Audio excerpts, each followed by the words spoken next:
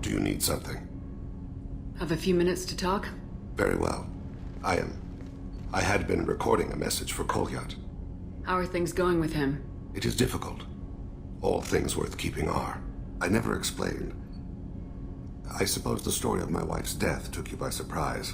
I figured you'd explain to me when you were ready. I appreciate your patience. I kept my work clear of our home life. I assumed that would be enough to protect Erica. That memory I mentioned before. Laser dot trembles on the target's skull. The smell of spice on a spring wind. Sunset eyes defiant in the scope. That was Erica. That was how I met her. She saw my targeting laser as she walked by and threw herself in the way. I guess she impressed you. She woke me up.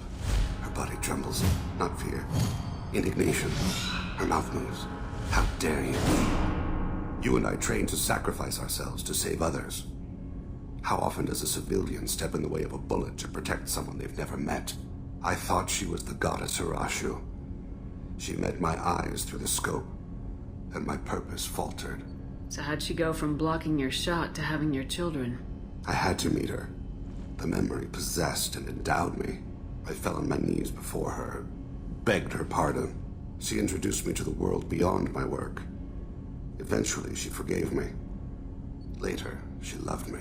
When you talked to Kolyat, you said she died. I let myself become complacent. I thought Erica and Kolyat were safe. I stayed away too long, and my enemies came for her. Who came for her?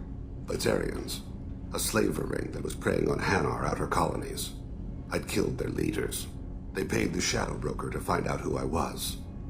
But they were afraid of me, so they went after her.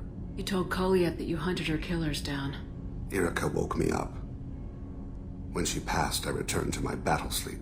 My body hunted her killers, murdered them. I was taught to grant death quickly, cleanly, to minimize suffering. I let them linger. You were operating on instinct. By your own rules, you can't blame yourself. But I made the choice to hunt them. They're the only lives I've ever taken of my own choice. The only deaths on my own conscience. I haven't spoken about my wife, and I don't think I ever have. I didn't have anyone left to tell it to. Maybe I haven't been as upfront as I should be. I'm here for you, Thane. Whatever you need. You are very kind. Thank you for listening, Siha. I think my translator just glitched. What did you call me? Siha. Someday I'll tell you what it means.